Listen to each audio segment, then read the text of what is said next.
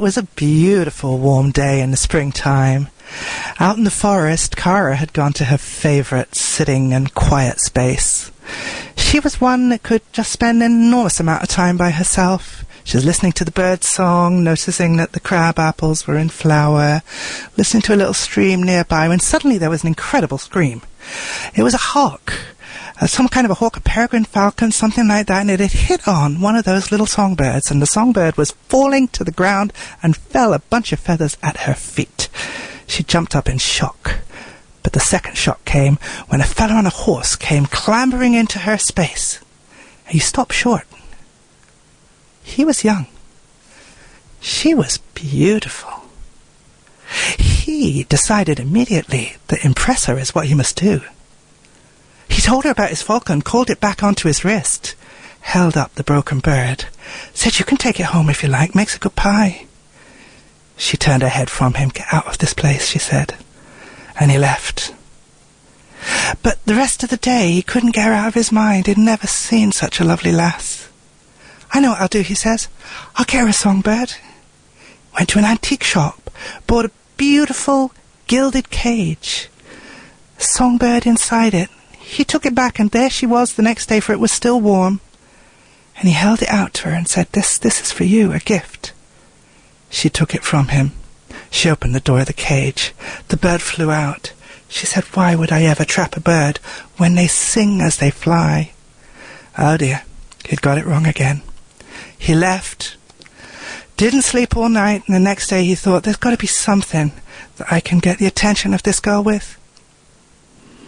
He went to the river beside that quiet place, spent ages in his bare feet ruffling through, found fool's gold, found beautiful little stones, took them to her. She turned her head, she said, "Leave them there while they sparkle in the sun. Take such beautiful things out of the earth. Look at them, dry, dead. I don't want them." Oh dear, what was he to do now?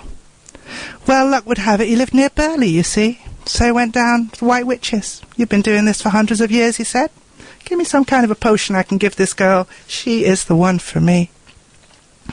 Well, instead of giving him a potion, the wise old woman, she took out a little flute, a bit like a tin whistle, but it was made of reeds. Says, "Go sit in an oak tree," he says. "Go sit with your back against an oak tree and play this, and you'll know what you need to do to get your lady." So he did. He went not too far away, and he started to play his flute, and he became kind of dreamy. And he started to look around him in a way that he never had done before. A couple of turtle doves on a branch above him nestled up close to each other and cooed. He says, "That looks good." A few ponies standing nose to tail, grooming each other. He says, "That gives me an idea. I'll tether my horse here." He went to that quiet space where there she sat on her log as usual, listening to the birds around her, listening to the stream. He went to the opposite side of the clearing, sat down, played his flute, put it down, smiled at her. She smiled back. "Want to go for a walk?" he said. "Don't mind," said she. Off they went, shoulder to shoulder.